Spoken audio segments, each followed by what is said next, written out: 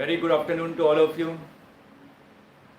बेटा last time हम लोगों ने एलएलएम स्टार्टिंग में पढ़ा था और फ्री बॉडी डायग्राम हम लोगों ने देखा कि हाँ फ्री बॉडी डायग्राम आपके कैसे कंस्ट्रक्ट किए जाते हैं। ठीक है बेटा, सिंपल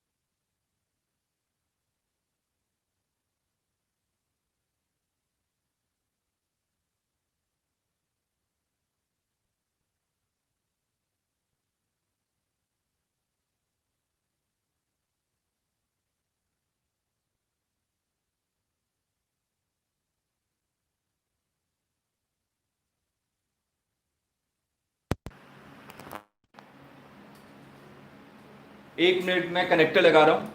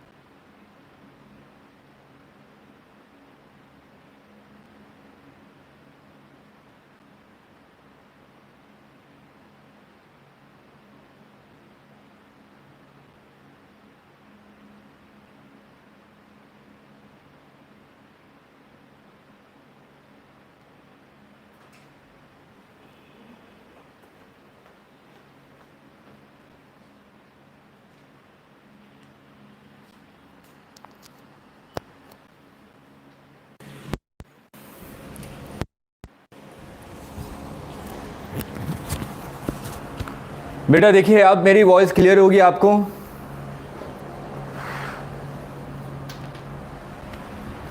ठीक है, चलिए हम लोग एक बेसिक एग्जांपल ले रहे हैं। मैंने कहा था कि एक m1 मास है। आ गई। ओके विशाल, ये m1 मास है। यहां से एक और स्ट्रिंग आपने लगाया। एक मास यहां पे m2 है, एक और स्ट्रिंग है। ये इक्विलिब्रियम पोजीशन पे है। यहां पे दिया हुआ है ये एंगल 45 डिग्री है, ये वाला एंगल भी 45 डिग्री है और ये एंगल थीटा है। You have to find tension in each string.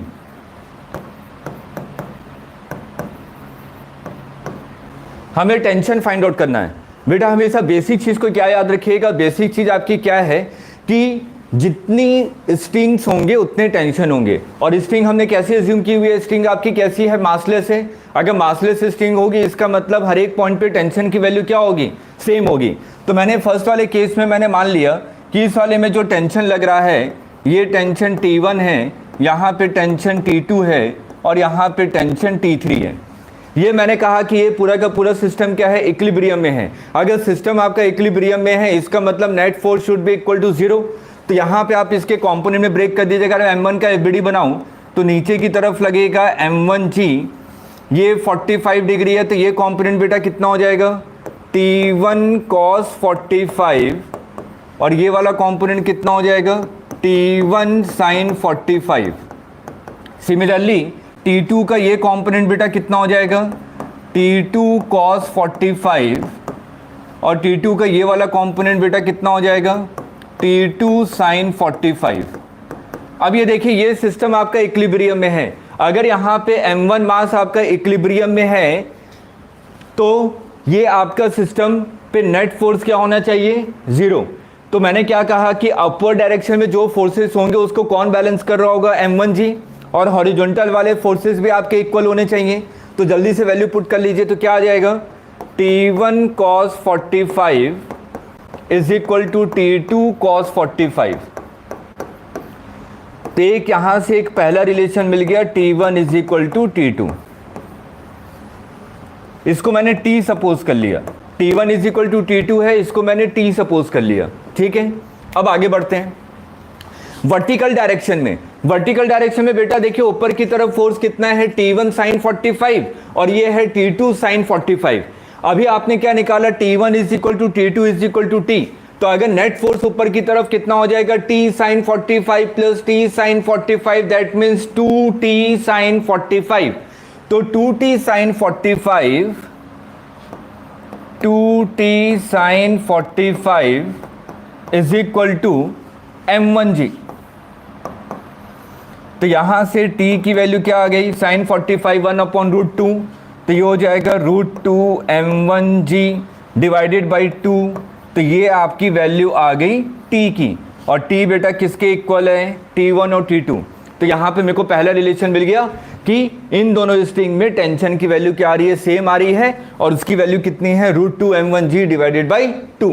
ठीक है, यहाँ तक मेरे ख्याल से सभी को क्लियर होना चाहिए। अब हम लोग इस वाले पार्ट पे चलते हैं, m2 पे।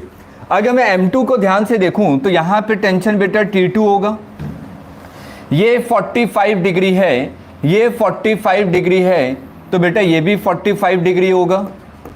मैं इसको डायग्राम को थोड़ा अलग से बनाता हूं ताकि आपको एवरीडी क्लियर हो जाए। ये देखिए m2, यहाँ पे टेंशन T3, ये एंगल थीटा, और यहाँ पे टेंशन T2 और ये एंगल 45। इसका एवरीडी अलग से ड्रॉ कर रहा हूं बेटा। ये आपका इक्विलिब्रियम पोजीशन पे है, तो इक्विलिब्रियम पोजीशन पे इसका मतलब net force on m2 should be equal to 0। तो यहाँ पे आप लोग T2 के कंपोनेंट्स निकाल लीजिए। T2 को हमने क्या माना था, T। T2 आपका T के इक्वल था, तो इसको मैं T लिख सकता हूँ।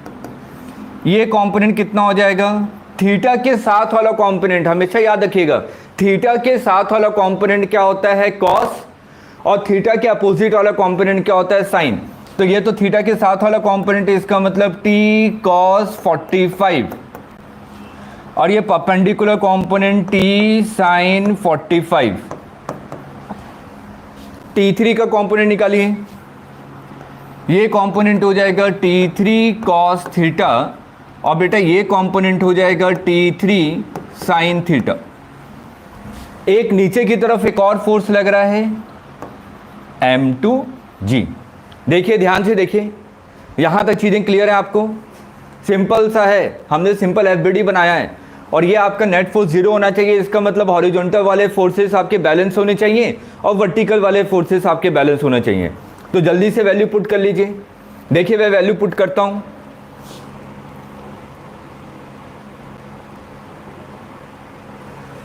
ऊपर की तरफ देखिए कौन कौन से फोर्सेस हैं। ऊपर की तरफ है T3 sin थीटा, तो T3 sin theta is equal to, downward direction में फोर्स कितना है, T sin 45 प्लस m2g।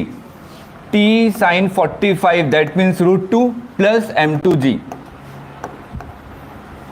ठीक है बेटा, तो यहां पे आपने वर्टिकल को बैलेंस कर लिया।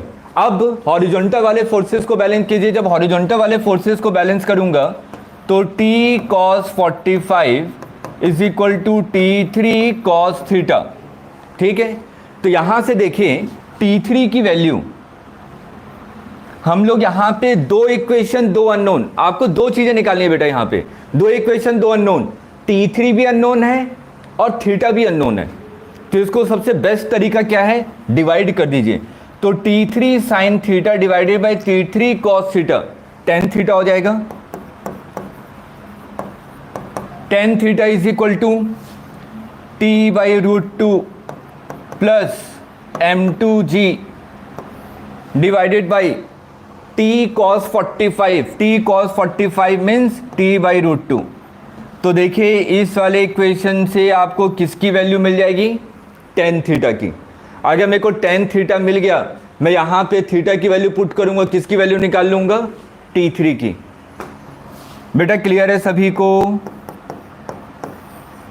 ये वैल्यू यहां पे पुट करेंगे और T3 की वैल्यू निकल जाएगी।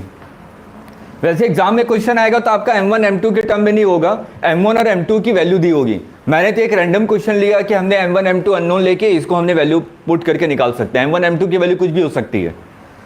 बेटा क्लियर है? अभी हम लोग और एग्जाम्पल इसी पे लेंगे सॉल्व करने के लिए। आई थिंक इतना क्लियर होगा। चलिए हम लोग नेक्स्ट स्लाइड पे चलते हैं। बिल्कुल बेसिक क्वेश्चन करेंगे ताकि आपके कॉन्सेप्ट बिल्डिंग वाला पोर्शन आपका स्ट्रांग हो, कॉन्सेप्ट आपके स्ट्रांग बने। चलिए मैंने मान लिया नेक्स्ट क्वेश्चन में एक बॉल है, ये बॉल है, इसको मैंने वॉल के अगेंस्ट लगाया हुआ है। ये वॉल है, दीवार है, दीवार के अगेंस्ट आपने बॉल को रखा हुआ है। इमेजिन कीजिए ऐसे मैं रख सकता हूं ना बॉल को, ये दीवार है और दीवार के ऊपर मैंने बॉल को रख दिया, ठीक है। अब मेरे से इस केस में पूछा गया, यहां पे मास की वैल्यू है 5 kg और रेडियस है कितना ले लें, 5 मीटर ले लेते हैं, थोड़ा सा अच्छा रहेगा, ठीक है। मैंने कहा कि यहाँ पे रेडियस 5 मीटर है और मास बॉल का कितना दिया हुआ है, 5 kg। मेरे से यहाँ पे पूछा गया find normal exerted by corners of wall on the ball। Ball पे वॉल के कॉर्नर कितने नॉर्मल एक्सर्ट कर रहे हैं, इसकी वैल्यू मेरे को फाइंड आउट करनी है, ठीक है। वॉल के ऊपर कितना नॉर्मल लग रहा है, चलिए देखते हैं। देखिए ध्यान से, ये हमेशा मैंने क्या बताया था, एक पॉइंट आपको बताया था कि जो नॉर्मल होता है वो हमेशा पॉइंट ऑफ कांटेक्ट के परपेंडिकुलर डायरेक्शन में होता है। Normal always act in perpendicular to the point of contact. तो अगर मेरे को यहाँ पे नॉर्मल ड्रॉ करना है, पहले वाले सरफेस के लिए अगर मैं नॉर्मल ड्रॉ करूँ तो ये पॉइंट ऑफ कांटेक्ट के परपेंडिकुलर डायरेक्शन में, मैंने इसको मान लिया ये N1 नॉर्मल लग रहा है, ठीक है। उसी तरीके से ये भी पॉइंट ऑफ कांटेक्ट के परपेंडिकुलर डायरेक्शन में, ये मैंने मान लिया N2 लग रहा है, ठीक है। नॉर्मल बेटा कहाँ से पास होगा, नॉर्मल तो सेंटर से पास होगा। सिंपल बेसिक सर्कल को याद कीजिए, ठीक है, कि टेंजेंट के परपेंडिकुलर डायरेक्शन में अगर हम लोग नॉर्मल ड्रॉ करते हैं सर्कल पे तो हमेशा कहाँ से पास होता है, सेंटर ऑफ द सर्कल। तो मैंने कहा कि ये सेंटर से पास हो रहा है। ये रेडियस की वैल्यू 5 मीटर दी हुई है और दो वॉल के बीच की डिस्टेंस 6 मीटर है, ये भी गिवन है, ठीक है। Distance between 2 walls is 6 metre. बिल्कुल धीरे धीरे करेंगे ताकि चीज़ें आपको क्लियर हो। एक ट्रायंगल बना रहा हूँ, उस ट्रायंगल को याद रखिए, ठीक है। वो ट्रायंगल क्या है,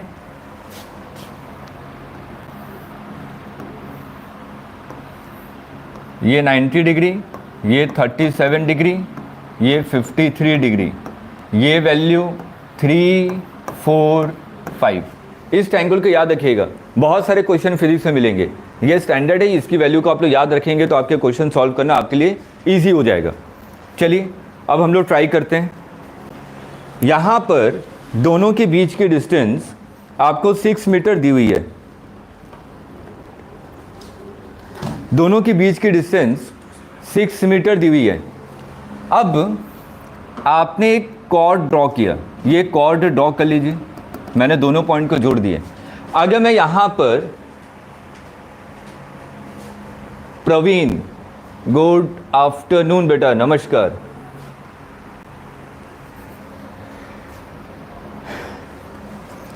मैंने यहाँ पे क्या किया, एक परपेंडिकुलर ड्रॉ किया, मैंने परपेंडिकुलर ड्रॉ किया। सर्कल को याद कीजिए, अगर मैं किसी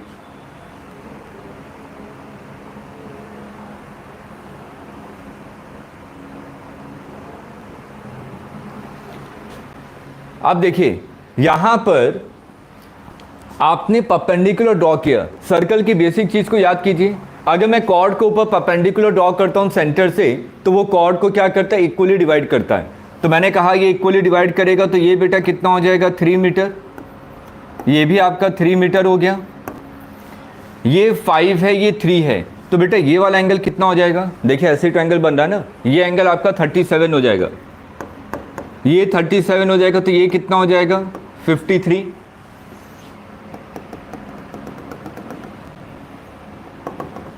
ये 53, तो बेटा ये आपका 37। n1 के कंपोनेंट्स निकालिए।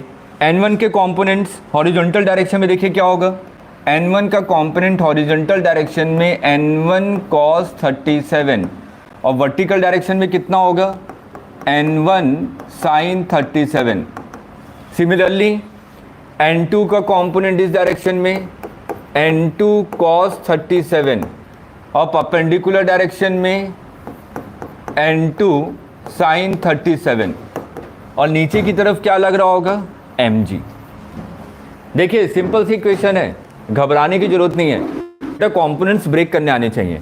और मैंने कहा कि ये सिस्टम आपका इक्विलिब्रियम में है। सिस्टम अगर इक्विलिब्रियम में होगा तो हॉरिजॉन्टल फोर्स आपके इक्वल होने चाहिए, दोनों अपोजिट डायरेक्शन वाले, और वर्टिकल फोर्सेस भी आपके इक्वल होने चाहिए। Upward force should be equal to downward force. तो यहाँ पे देखिए अब हॉरिजॉन्टल डायरेक्शन में n2 cos 37 is equal to n1 cos 37, n2 cos 37 is equal to n1 cos 37। तो ये कैंसिल हो गया, n1 is equal to n2 is equal to n। तो मैंने कहा ये कितना नॉर्मल एग्जर्ट कर रहा है, n के इक्वल, और दोनों की वैल्यू n है। ठीक, अब वर्टिकल वाले पे आ जाइए। ऊपर कितना है, n1 sin 37 और n2 sin 37। इसका मतलब ऊपर की तरफ नेट फोर्स कितना हो गया, 2n sin 37। और डाउनवर्ड डायरेक्शन में बेटा फोर्स कितना है, mg। mg का मतलब मास कितना दिया हुआ है, 5 kg इंटू जी करेंगे, इसका मतलब 50। तो देखिए यहाँ से n की वैल्यू कितनी आ गई, 50 डिवाइडेड बाई 2 sin 37, sin 37 3/5। तो ये वैल्यू आ गई, n की वैल्यू आ गई 125 डिवाइडेड बाई 3 न्यूटन। देखिए बहुत सिंपल सा क्वेश्चन था बेटा, क्लियर है, बिल्कुल सिंपल सा क्वेश्चन है। बस हमने फोर्सेस के कंपोनेंट्स निकाले और उसको मैंने इक्वेट कर दिया। क्लियर है बेटा, आगे चलें। Yes sir Kamlesh, okay.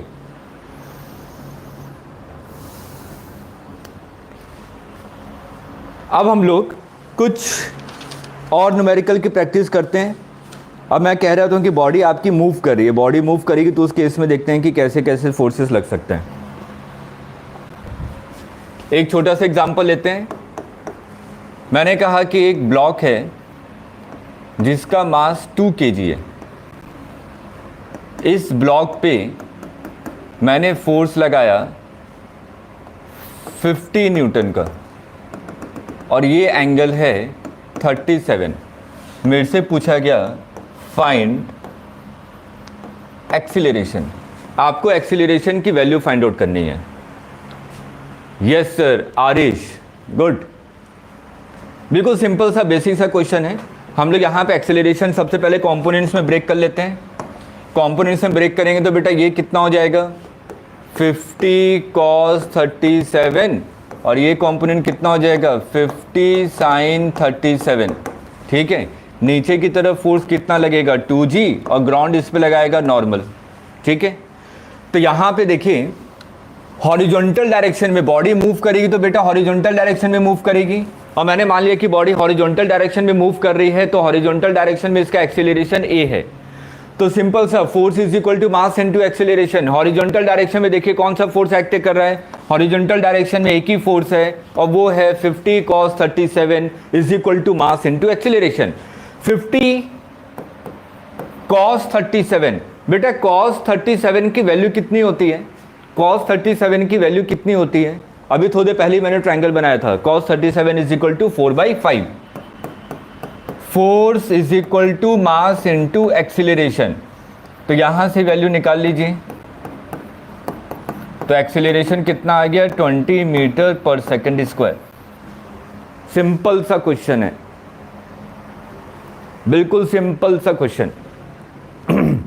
अभी और धीरे धीरे करके मैं लेवल बढ़ाऊंगा। बिल्कुल आप लोग इनिशियल स्टेज पे हैं, ताकि थोड़ा सा कॉन्फिडेंस आए, कैसे हम लोग एफबीडी ड्रॉ करते हैं, कैसे न्यूमेरिकल को प्रोसीड करते हैं, ये चीज़ें अभी आप लोग सीखिए, ठीक है। उसके बाद एक एक करके मैं थोड़े से टिपिकल क्वेश्चन भी अभी आपको करवाऊंगा। क्लियर है बेटा? चलिए अब हम लोग नेक्स्ट स्लाइड पे चलते हैं। बिल्कुल सिंपल से एग्जांपल लेते हैं।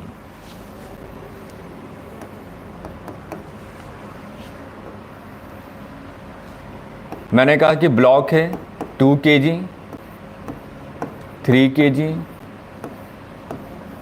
5 kg। यहां पे आपने फोर्स लगाया 20 न्यूटन। मेरे से पूछा गया, ये ग्राउंड आपका स्मूथ है बेटा, स्मूथ सरफेस है। यहां पे आपसे पूछा गया फाइंड N35। N35 का मतलब क्या हुआ?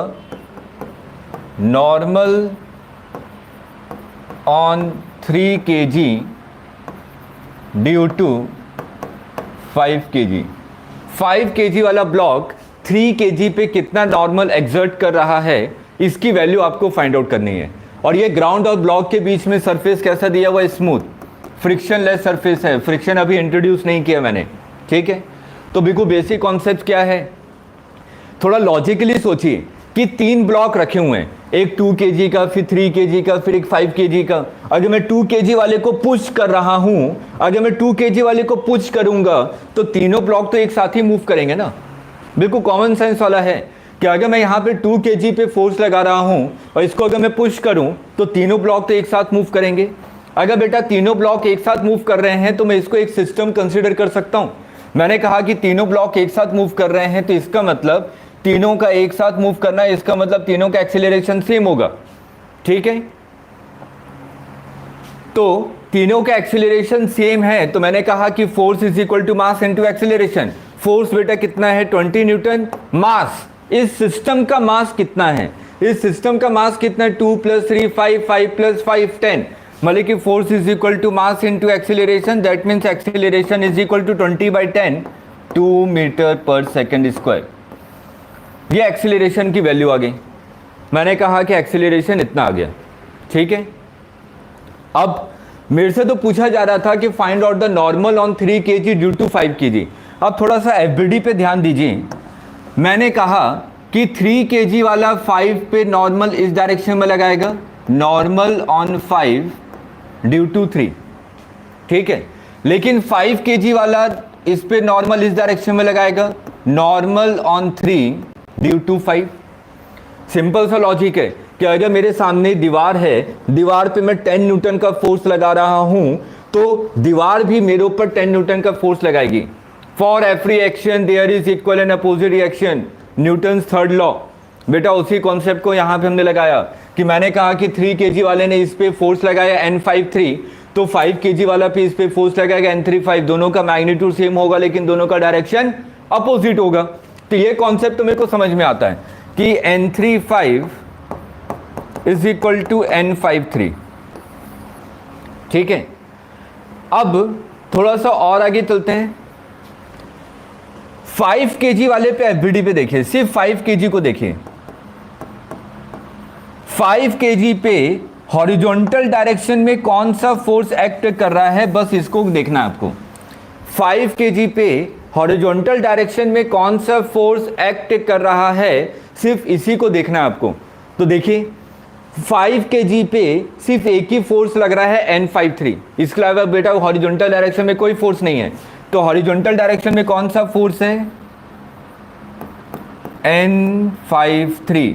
And force is equal to mass into acceleration. तीनों एक साथ मूव करें, तीनों का एक्सीलरेशन सेम है, तो मैं सिंपल क्या लिखूंगा? Force is equal to mass into acceleration. N53 is equal to mass into acceleration, that means 10 newton. और अभी मैंने क्या देखा था? N35 is equal to N53, इसका मतलब इसकी वैल्यू भी कितनी आ गई? 10 न्यूटन के इक्वल। यही आपको निकालना था, इसकी वैल्यू कितनी आ रही है 10 Newton. This is the final answer. बेटा चीजें समझ में आई? बिल्कुल सिंपल सा इलस्ट्रेशन लिया था आपने।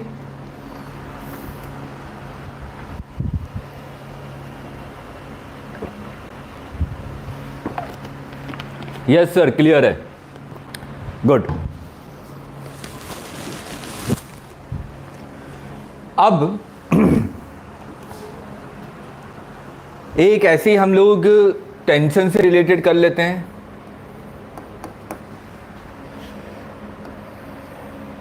वही 2 kg का ब्लॉक ले लिया, 3 kg का ले लिया, ये 5 kg ले लिया। मैंने कहा कि 20 न्यूटन का फोर्स लगा रहे हैं। Find tension in each string, find tension in each string.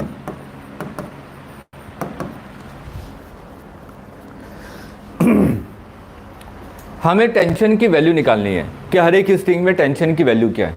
तो पहले तो लॉजिकली अगर हम लोग सोचें कि अगर मैं यहाँ पे तीनों मास आपके रस्सी से जुड़े हुए हैं, एक ब्लॉक है, उसके बाद एक रस्सी बांध दी, फिर एक दूसरा ब्लॉक, फिर एक और रस्सी बांध दी, फिर एक तीसरा ब्लॉक। अब मैं क्या कर रहा हूँ, फोर्स लगा रहा हूँ, मैं खींच रहा हूँ इसको। अगर मैं खींचूंगा तो तीनों जो ब्लॉक हैं वो एक साथ ही मूव करेंगे। तीनों ब्लॉक तो बेटा एक साथ ही मूव करेंगे। तो मैंने कहा कि तीनों ब्लॉक अगर एक साथ मूव करें, इसका मतलब ये तीनों को मैं एक सिस्टम की तरह कंसीडर कर सकता हूँ। तीनों सिस्टम का एक्सीलरेशन ए होगा। तो force is equal to mass into acceleration, that means 20 is equal to mass into acceleration. Acceleration will comes to be 2 metre per second square. बेटा सिंपल है, मैं डेटा वही ले रहा हूँ, लेकिन मेरे को आपको कॉन्सेप्ट को क्लियर करवाना है। मैं ज़्यादा कैलकुलेशन पार्ट पे नहीं जाऊँगा, ठीक है।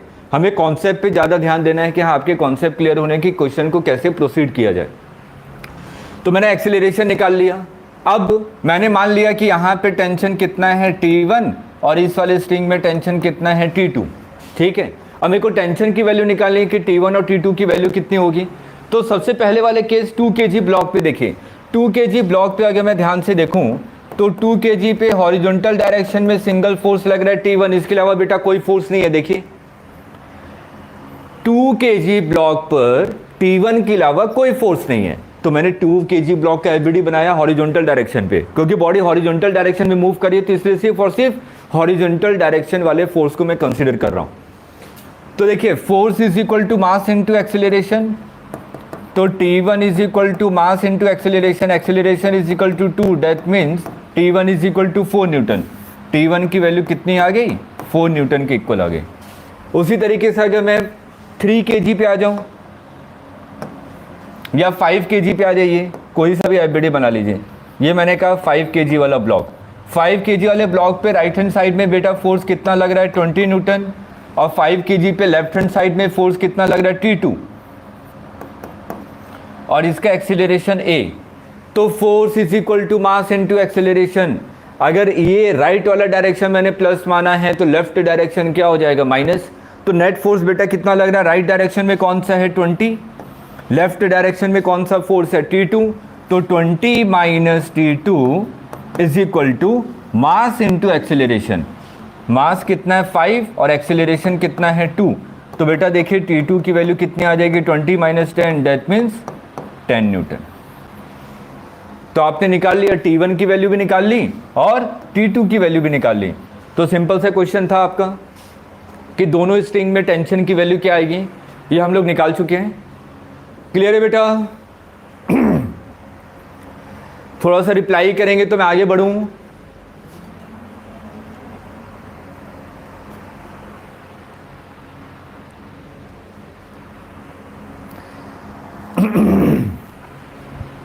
आई थिंक क्लियर है, हम लोग आगे चलते हैं। यस सर,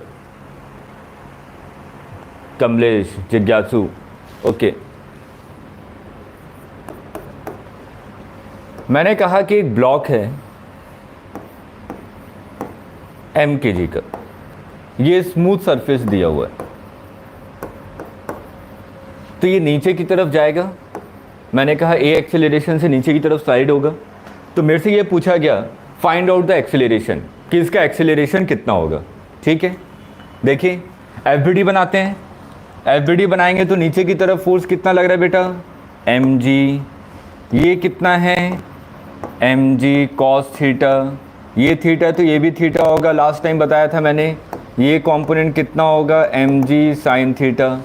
तो अगर m kg वाले ब्लॉक को अगर मैं ध्यान से देखूं, तो m kg वाले ब्लॉक को अगर मैं ध्यान से देखूं तो डाउनवर्ड डायरेक्शन में कौन सा फोर्स एक्ट कर रहा है, mg sin थीटा, और इसी फोर्स के कारण बॉडी आपकी मूव करेगी। तो मैं सिंपल क्या लिखूंगा, mg sin theta is equal to mass into acceleration. तो यहाँ से एक्सीलरेशन की वैल्यू आ गई g sin थीटा। इससे एक इंपॉर्टेंट कॉन्सेप्ट हमें क्या सीखने में मिला कि यहाँ पे जो मैंने एक्सीलरेशन निकाला is independent of mass, is independent of mass. ये मास के इंडिपेंडेंट है, मास पे बेटा डिपेंड ही नहीं कर रहा। ठीक है, चलिए अब हम लोग आगे चलते हैं, एक और क्वेश्चन लेते हैं।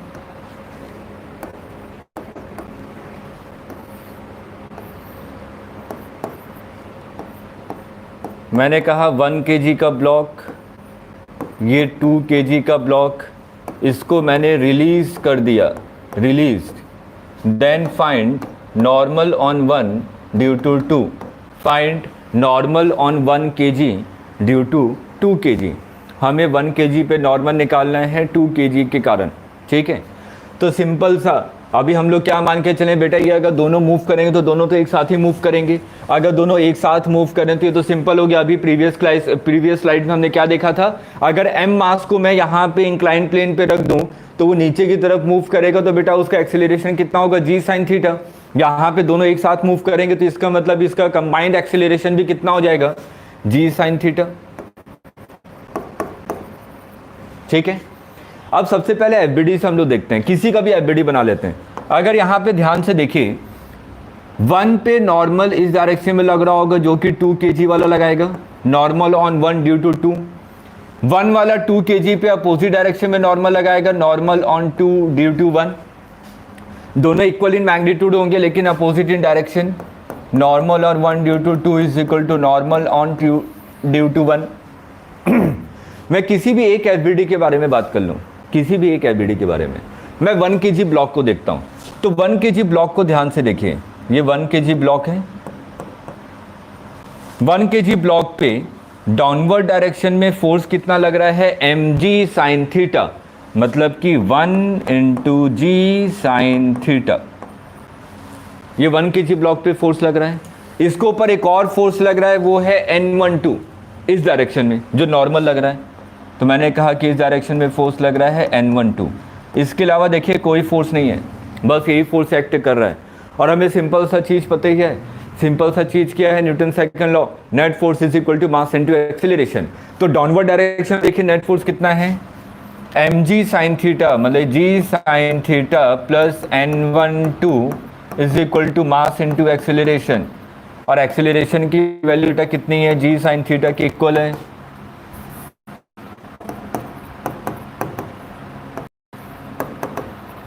तो देखिए g sin थीटा कैंसिल, तो n12 की वैल्यू कितनी आ गई, 0। ठीक है, तो इस केस में जो नॉर्मल एक्ट कर रहा है 1 kg और 2 kg ब्लॉक के बीच में, वो कितना है बेटा, 0 है। Normal between 1 kg and 2 kg is 0। एक सिंपल से इसको लॉजिकली भी हम लोग कर सकते हैं। अगर लॉजिकली हम लोग सोचें कि ये बॉडी नीचे क्यों फॉल कर रही है, ये बेटा नीचे स्लाइड कर रही है ना, ये स्लाइड क्यों कर रही है, ग्रेविटेशनल फोर्स के कारण। अगर ग्रेविटेशनल फोर्स नहीं होता तो ये बेटा नीचे की तरफ नहीं आता। तो दोनों तो बिल्कुल फ्री फॉलिंग कंडीशन हो गई ना, दोनों फ्रीली फॉल कर रहे हैं। तो अगर दोनों फ्रीली फॉल करेंगे तो दोनों के बीच में नॉर्मल कितना लगेगा, 0, कोई कॉन्टैक्ट फोर्स नहीं होगा। लॉजिकली भी सोच सकते हैं और मैथमेटिकली प्रूफ तो है ही आपके पास। अगर सिंपल फ्री फॉल हो रहा है, अगर मैंने एक बैग को टांग लिया अपने शरीर पे और ऊपर से मैं एरोप्लेन से नीचे कूद जाऊं, तो मेरे बैग और मेरे बैग के पीछे पूछा गया कि नॉर्मल कितना एक्ट हो रहा होगा, मैं कहूँगा 0, क्योंकि दोनों के दोनों फ्री फॉल कंडीशन पे। ठीक है बेटा, क्लियर है, नेक्स्ट क्वेश्चन पे आते हैं।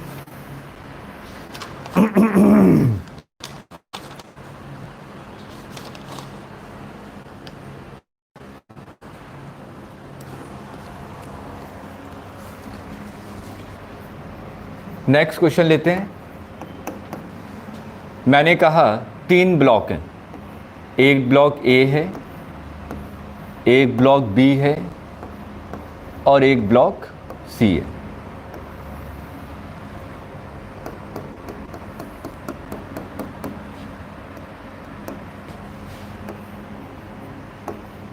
मैं इस पे एफ फोर्स लगा रहा हूं, ठीक है।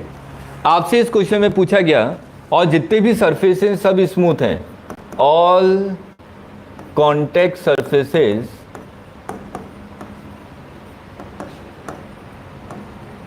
आर स्मूथ, सभी कॉन्टैक्ट सरफेसेस स्मूथ हैं। Then find acceleration of each block, हर एक ब्लॉक का एक्सीलरेशन कितना है ये फाइंड आउट करना है, ठीक है। आप बिल्कुल ध्यान से सोचते हुए चलेंगे। हम लोग धीरे धीरे कॉन्सेप्ट को भी बिल्ड कर रहे हैं ताकि और अच्छे अच्छे न्यूमेरिकल को हम लोग सॉल्व कर पाएँ। अभी नेक्स्ट क्वेश्चन करांगे थोड़ा सा और अच्छा है। यहाँ पे अगर हम लोग ध्यान से देखें, एफबीडी ड्रॉ करते हुए चलते हैं। एफबीडी बेटा ड्रॉ कीजिए। आगे मैं ए और बी के बीच की बात करूँ तो अगर ए और बी के बीच की बात करूँ तो ये नॉर्मल इस पर यहाँ लगा रहा होगा, normal on B due to A, ठीक है। और जो बी है उस पर नॉर्मल ये इस डायरेक्शन में लगाएगा, normal on A due to B. बेटा मैं एफबीडी में सिर्फ और सिर्फ हॉरिजॉन्टल वाले फोर्सेस को कंसीडर कर रहा हूं, क्योंकि बॉडी मूव करेगी तो हॉरिजॉन्टल डायरेक्शन में ही मूव करेगी, क्योंकि अपवर्ड डायरेक्शन में तो फोर्स लगाया नहीं आपने, ठीक है। तो मैं सिर्फ वो हॉरिजॉन्टल डायरेक्शन वाले फोर्सेस को कंसीडर कर रहा हूं। तो अगर मैं यहां पे ध्यान से देखूं, मेरे से पूछा गया कि बी मूव करेगा कि नहीं करेगा, मैं करूंगा हाँ करेगा, ठीक है। तो मैं बी आपका हॉरिजॉन्टल डायरेक्शन में बेटा क्यों मूव करेगा? बी हॉरिजॉन्टल डायरेक्शन में इसलिए मूव कर रहा है क्योंकि ए बॉडी बी पे नॉर्मल इस डायरेक्शन में लगा रही है। जो ए बॉडी है वो बी पे नॉर्मल इस डायरेक्शन में लगा रही है, इसलिए ये जो बी बॉडी है आपकी मूव करेगी। अभी मतलब स्टेप बाय स्टेप हर एक चीज़ों के बारे में सोच रहे हैं कि क्यों और कैसे हो रही हैं चीज़ें। अब हम लोग सी वाले ब्लॉक पे आते हैं। अगर मैं सी वाले ब्लॉक को ध्यान से देखूं तो सी वाले पे कोई भी हॉरिजॉन्टल फोर्स नहीं है। एफबीडी बना के देखिए, अगर मैं इसका एफबीडी बनाऊंगा तो सी पे तो नीचे फोर्स लग रहा है mg, बेटा सी पे तो फोर्स नीचे की तरफ लग रहा है mg, और इस पे नॉर्मल जो लगा रहा है b, normal on C due to b। C पे तो बस यही दो फोर्सेस लग रहे हैं। सी पे तो जो फोर्सेस लग रहे हैं वो सिर्फ वर्टिकल डायरेक्शन में ही है, और बॉडी हॉरिजॉन्टल डायरेक्शन में कोई फोर्स नहीं है, तो बॉडी हॉरिजॉन्टल डायरेक्शन में तो मूव करेगी नहीं, ठीक है। तो मैंने लॉजिकली अभी क्या सोचा, मैंने ये सोचा since there is no acting on C, so it will be at rest. Hence, acceleration of C will be equal to 0. इसलिए C का एक्सीलरेशन बेटा कितना हो जाएगा? 0। अब थोड़ा लॉजिकली हम लोग आते हैं A और B पे ध्यान दीजिए। A आपका A ब्लॉक है, इसके आगे आपने B ब्लॉक को रखा। अगर मैं A पे फोर्स लगाऊं, अगर मैं बेटा A पे फोर्स लगाऊंगा तो B भी तो उसके साथ ही मूव करेगा ना। ये थोड़ी ना कि A अलग मूव करेगा B अलग मूव करेगा, क्योंकि A के आगे आपने B ब्लॉक को रखा हुआ है। तो अगर मैं A पे फोर्स लगाऊंगा तो B भी उसके साथ ही साथ मूव करेगा। तो मैंने कहा कि A और B एक सिस्टम हो गए। अगर A और B एक सिस्टम हो गए, इसका मतलब दोनों का एक्सीलरेशन सेम होगा। तो force is equal to mass into acceleration. आपने सिंपल सा लगाया, force is equal to mass into acceleration, mass of A plus mass of B into acceleration. तो आपने निकाल लिया कि acceleration of A is equal to acceleration of B is equal to A is equal to force divided by total मास।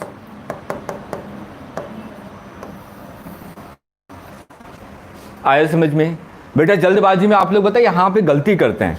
आप लोग जल्दबाजी में ये गलती कर देते हैं कि सिर्फ और सिर्फ आप लोग क्या देखते हैं कि मैंने इधर फोर्स लगाया तो तीनों एक साथ मूव करेंगे, ठीक है, नहीं यहाँ पे हॉरिजॉन्टल फोर्स बेटा है ही नहीं सी ब्लॉक पे। अगर सी ब्लॉक पे कोई भी हॉरिजॉन्टल फोर्स नहीं है तो सी तो आपका मूव करेगा ही नहीं। इस चीज़ को थोड़ा सा आपको ध्यान में रखना है, ठीक है, क्योंकि आप प्रैक्टिकली जब देखते हैं कि आपने कहा कि नहीं सर ऐसा तो होता है कि आपने एक बॉक्स लिया, दूसरा बॉक्स लिया, उसके ऊपर एक और बॉक्स को रख दिया, लेकिन जब आप उस पर पुश करते हैं तो बेटा कहते हैं कि सर तीनों ब्लॉक तो मूव करते हैं, लेकिन आप तो यहाँ पे बता रहे हैं सी ब्लॉक तो रेस्ट में रहेगा, सी तो मूव ही नहीं करेगा। बेटा वहाँ पे जब ब्लॉक मूव करता है तो सी और बी के बीच में फ्रिक्शन एक्ट करता है। अभी हम लोगों ने फ्रिक्शन के बारे में कंसिडरेशन नहीं किया है, अभी हमने क्या माना हुआ कि सभी सरफेसेस स्मूथ हैं। अगर इन दोनों के बीच में फ्रिक्शन होगा तो सी पे फ्रिक्शन लगेगा, वही फ्रिक्शन इसको मूव करवाएगा। बेटा क्लियर है सभी को?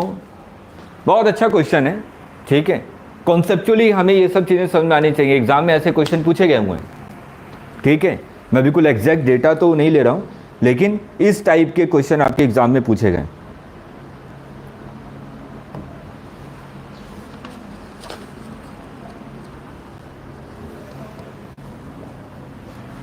चलिए नेक्स्ट पे चलते हैं।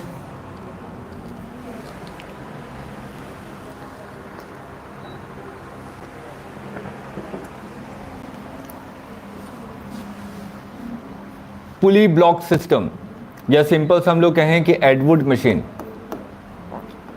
बेटा नाम से कुछ लेना देना नहीं है, एडवुड मशीन। एडवुड मशीन कुछ नहीं है, सिंपल पुली ब्लॉक सिस्टम है, ठीक है, कि पुली ब्लॉक सिस्टम को जो आपकी पुली अगर रेस्ट पोजीशन पे तो उसको मैंने एक नया नाम दे दिया एडवुड मशीन, ठीक है। तो ये एक ऐसा सिस्टम है बेटा, ये आपका मान लीजिए पुली है, दो मास लगे हुए हैं M2 और M1, ठीक है। इसी सिस्टम को मैं एडवुड मशीन कहता हूँ। पुली बेटा मूव नहीं कर रहा है, इस चीज़ को ध्यान में रखिएगा कि पुली आपका मूव नहीं कर रहा है। पुली को सीलिंग से आपने फिक्स करके रखा हुआ है, पुली को आपने सीलिंग से फिक्स करके रखा हुआ है, और यहाँ पे मैंने मान लिया M1 is greater than M2। अगर M1 M2 से बड़ा है, अगर M1 M2 से बड़ा है तो क्या होगा? सिंपल लॉजिकली आप लोग बता सकते हैं, अगर M1 M2 से बड़ा होगा तो ये इधर की तरफ मूव करेगा, ये पूरा सिस्टम ऐसे ही मूव करेगा ना, अगर M1 की वैल्यू बड़ी है तो, क्योंकि दोनों के दोनों रस्सी से जुड़े हुए हैं इसलिए दोनों का एक्सेलरेशन सेम होगा। तो मैंने मान लिया कि इसका एक्सेलरेशन A है तो इसका एक्सेलरेशन भी A होगा। मेरे से यहाँ पे क्या फाइंड आउट करना है? मेरे को यहाँ पे फाइंड आउट करना है, find out the acceleration and tension in the string. अभी हम लोग क्या मान के चले कि पुली इज, हम लोग ने क्या माना है कि पुली इज मासलेस। इस चीज को ध्यान में रखिएगा, पुली को हमने क्या माना हुआ है? मासलेस मान के चला हुआ है। और हमने ये भी माना है कि there is no friction between pulley and string। रस्सी और पुली के बीच में कोई भी फ्रिक्शन नहीं है। ये दो चीज़ें हम लोग एज्यूम करते हुए चल रहे हैं, ठीक है। ये दोनों चीज़ हम लोग कंसिडर भी करेंगे जब हम लोग रोटेशन वाले पार्ट में आएंगे, तो वहाँ पे देखेंगे कि पुली का मास है और इन दोनों के बीच में अगर फ्रिक्शन एक्ट कर रहा है तो चीज़ें क्या क्या चेंज हो जाती हैं, ठीक है। वो सब चीज़ें हम लोग एनालिसिस करेंगे। लेकिन जो हमारी फर्स्ट एनालिसिस है इस एडवुड मशीन में हमने क्या मान के चला हुआ है कि पुली कैसी है? मासलेस है। पुली मासलेस और स्ट्रिंग और पुली के बीच में जो आपका फ्रिक्शन है उसकी वैल्यू 0 है, मतलब कि दोनों के बीच में स्मूथ सरफेस है।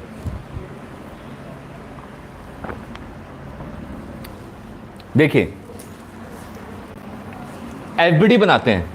अगर मैं यहाँ पे एफबीडी बनाऊँ तो यहाँ पे फोर्स बेटा कितना लगेगा? M1G। इधर टेंशन कितना होगा? T। इस वाले का एफबीडी बनाऊँ तो इधर फोर्स कितना लगेगा? M2G। इधर टेंशन होगा T। स्ट्रिंग में स्टार्टिंग में लिखवाया था कि स्ट्रिंग हम लोग क्या मान के चलते हैं बेटा? जो भी रस्सी है वो कैसी है? आपकी मासलेस है। और मासलेस रस्सी में टेंशन की वैल्यू हर एक पॉइंट पे क्या होती है? सेम होती है, ठीक है। यही कंसिडरेशन है हमारा। अगर हम लोग इसकी इक्वेशन लिखे M2 वाले की, अगर M2 वाले को ध्यान से देखिए, M2 पे नेट फोर्स ऊपर की तरफ, बेटा M2 तो ऊपर की तरफ मूव कर रहा है ना, तो M2 पे नेट फोर्स ऊपर की तरफ कितना लग रहा है, ऊपर लग रहा है T और नीचे लग रहा है mg। इसका मतलब net force in upward direction is T minus M2g। तो net force T minus M2g is equal to mass into acceleration. उसी तरीके से M1 पे आइए, अगर मैं इसका इक्वेशन लिखूं तो इसका क्या लिखूंगा, ये बेटा M1 मास आपका नीचे की तरफ मूव कर रहा है। M1 मास अगर आपका नीचे की तरफ मूव करेगा तो मैं सिंपल क्या लिखूंगा, नीचे की तरफ net force is equal to mass into acceleration. नीचे की तरफ नेट फोर्स कितना है, m1g minus T is equal to mass into acceleration. तो m1g minus T is equal to mass into acceleration. तो बेटा देखिए t कैंसिल हो गया, तो m1 minus m2 into g is equal to m1 plus m2 into a. तो यहाँ से a की वैल्यू आ गई m1 minus m2 divided by m1 plus m2। ये फर्स्ट पार्ट तो मैंने सॉल्व कर लिया कि मेरे को एक्सीलरेशन की वैल्यू मिल गई। एटवुड मशीन में एक्सीलरेशन, बेटा इस रिजल्ट को याद रखिएगा, m1 माइनस m2 इंटू जी, सॉरी यहाँ पे g है, ठीक है, m1 minus m2 into g divided by m1 plus m2। मेरे को टेंशन निकालना है, एक्सीलरेशन ऑलरेडी निकाल चुके हैं। एक्सीलरेशन की वैल्यू किसी भी इक्वेशन में पुट कर दीजिए, या तो फर्स्ट इक्वेशन में या तो या सेकंड इक्वेशन में, आपको टेंशन की वैल्यू पता चल जाएगी। तो देखिए आगे मैं फर्स्ट इक्वेशन में पुट करता हूँ, तो फर्स्ट इक्वेशन में पुट करूँगा तो देखिए क्या था, t minus m2g is equal to mass into acceleration. तो t is equal to m2 g plus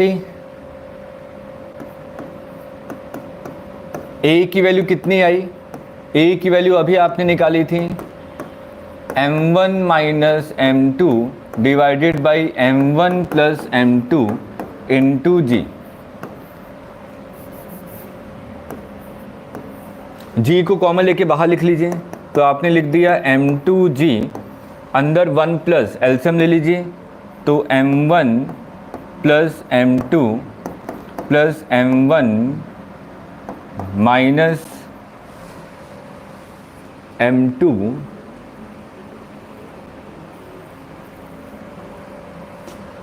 divided by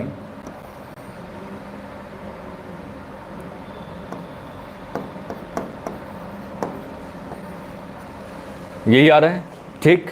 तो देखिए यहाँ पे क्या चीज़ कैंसिल हो जाएगी, m2 आपका कैंसिल हो गया, ये बचेगा 2m1। तो यहाँ से टेंशन की वैल्यू आ गई, therefore tension is equal to 2m1 m2g divided by m1 plus m2। बेटा ये दोनों रिजल्ट इंपॉर्टेंट हैं, दोनों रिजल्ट को आपको याद रखना है कि acceleration is equal to m1 minus m2 divided by m1 plus m2 into g, और tension is equal to 2m1 m2 divided by m1 plus m2 into g. ये एटवुड मशीन का सिंपल रिलेशन है, ठीक है। इसको हम लोग याद रखेंगे तो कई सारे जो बड़े बड़े क्वेश्चन होते हैं उसमें अगर ऐसा कोई सा भी सिस्टम अगर मेरे को नजर आ रहा है एटवुड की मशीन की तरह, तो मैं डायरेक्ट इस रिजल्ट को वहां पे यूज कर सकता हूं, ठीक है।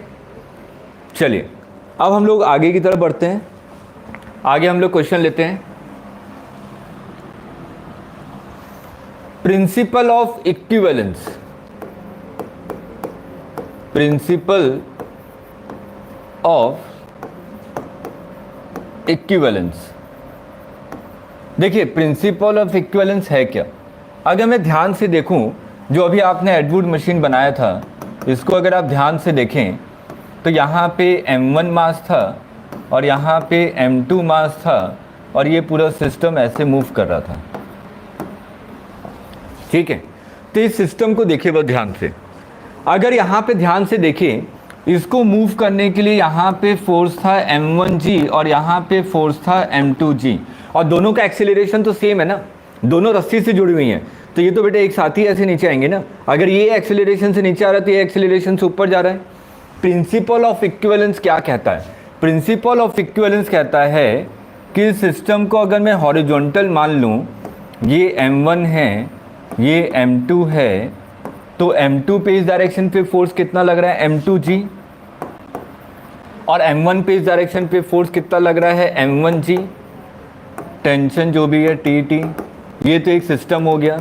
अगर ये सिस्टम हो गया तो ये तो इसी डायरेक्शन में मूव करेगा। क्यों? क्योंकि m1g is greater than m2g। मैंने पहले केस लिया था कि m1 की वैल्यू क्या है, m2 से बड़ी है। तो ऐसे क्वेश्चन तो अभी हम लोग सॉल्व करते आ रहे थे। एक्सेलरेशन इज इक्वल टू क्या लिखूंगा, net force divided by total mass. Net force कितना है, नेट फोर्स को ध्यान से देखिए, इस डायरेक्शन में फोर्स है m1g, इस डायरेक्शन में फोर्स है m2g, तो नेट फोर्स कितना हो गया, m1 minus m2 into g, ये माइनस ये। पूरे सिस्टम की बात करो बेटा, पूरे सिस्टम पे नेट फोर्स लेफ्ट डायरेक्शन में कितना है, m1g माइनस m2g। तो m1g minus m2g divided by total mass, system का टोटल मास कितना है, m1 प्लस m2। ठीक है, अब यहां से भी आप लोग सिंपल निकाल सकते हैं। अगर मैं इसका एफबीडी बनाऊं, इसके एफबीडी से m1g minus T is equal to mass into acceleration, यहाँ से t की वैल्यू निकाल लीजिए। और t की वैल्यू अभी हम लोगों ने निकाली थी, कितनी आ रही थी, 2m1 m2 divided by m1 plus m2 into g. ठीक है, यही आपका प्रिंसिपल ऑफ इक्विवेलेंस है। ठीक, कि पूरे सिस्टम को हम लोग ऐसे वर्टिकल डायरेक्शन में ना माने, मान ले कि हॉरिजॉन्टल डायरेक्शन में। तो हॉरिजॉन्टल डायरेक्शन में नेट फोर्स कितना लग रहा है ताकि ये आपका सिस्टम मूव कर सके। तो सिस्टम तो सिर्फ m1g माइनस m2g के कारण मूव कर रहा है। बेटा क्लियर है यहां तक?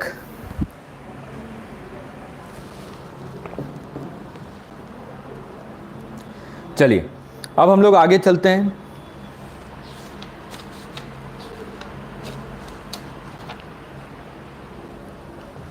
एक क्वेश्चन लेते हैं।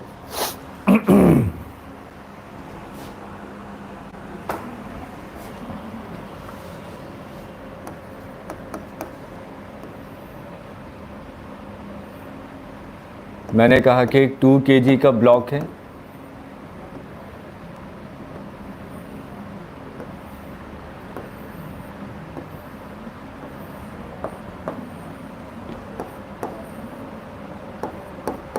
टू kg, 4 kg,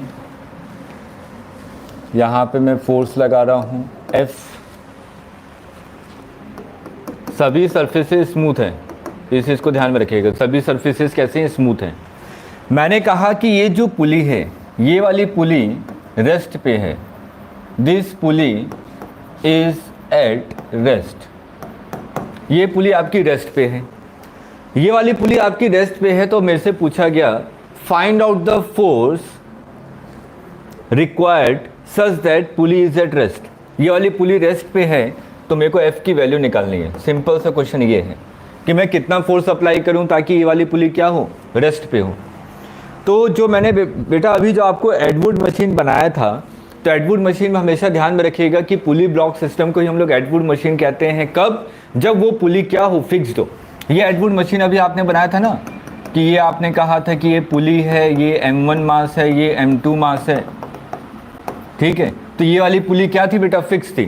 ठीक, तो उसी तरीके से अगर ये पुली फिक्स्ड है और ये m1 m2 इससे आपने हैंग किया हुआ है, तो इसको हम लोग एडवुड मशीन कहते हैं।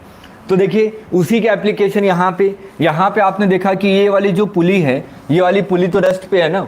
ये वाली पुली अगर रेस्ट पे है तो ये वाली पुली भी तो देखिए रेस्ट पे थी। इसका मतलब ये वाला जो सिस्टम है, ये बेटा किसकी तरह काम कर रहा है, ये किसकी तरह काम कर रहा है, एडवुड मशीन की तरह। अब एडवुड मशीन है तो मैंने कहा कि इसमें टेंशन तो मेरे को पता है कि इसमें टेंशन की वैल्यू क्या होती है।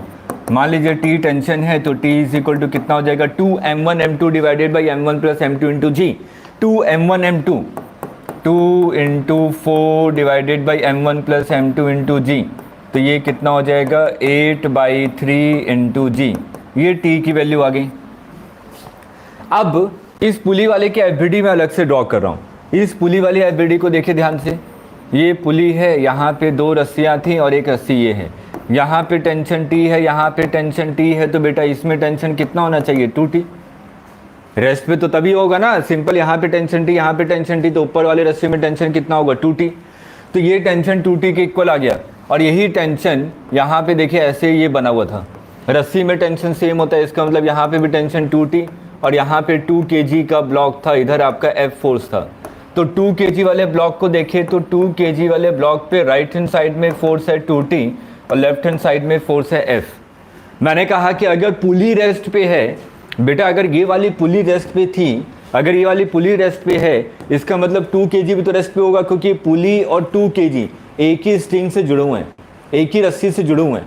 अगर दोनों एक ही रस्सी से जुड़े हुए हैं, इसका मतलब 2 kg को भी रेस्ट पे होना पड़ेगा। 2 kg रेस्ट पे कब होगा? जब नेट फोर्स 0, मतलब कि F किसके इक्वल होना चाहिए? F किसके इक्वल होना चाहिए? 2T के इक्वल। और T की वैल्यू अभी आपने निकाली है 8G/3, that mean 16G/3 Newton, ये वैल्यू आ रही है। मैं इतना फोर्स लगाऊंगा तब आपकी पुली क्या होगी? रेस्ट पोजीशन पे होगी। इतना फोर्स लगाने के बाद जो पुली है आपकी क्या होगी? रेस्ट पोजीशन पे होगी। क्लियर है बेटा? तो देखिए आज हम लोगों ने काफ़ी हद तक पुली ब्लॉक सिस्टम के क्वेश्चन किए हैं, अभी बहुत क्वेश्चन है, ठीक है। तो आप लोग इस पे बेस थोड़ी सी प्रैक्टिस कीजिए। हम लोग नेक्स्ट क्लास में मिलते हैं और इसके आगे के कॉन्सेप्ट को हम लोग सीखेंगे। ओके बेटा, स्टे सेफ हेल्दी, ठीक है। Okay, bye bye.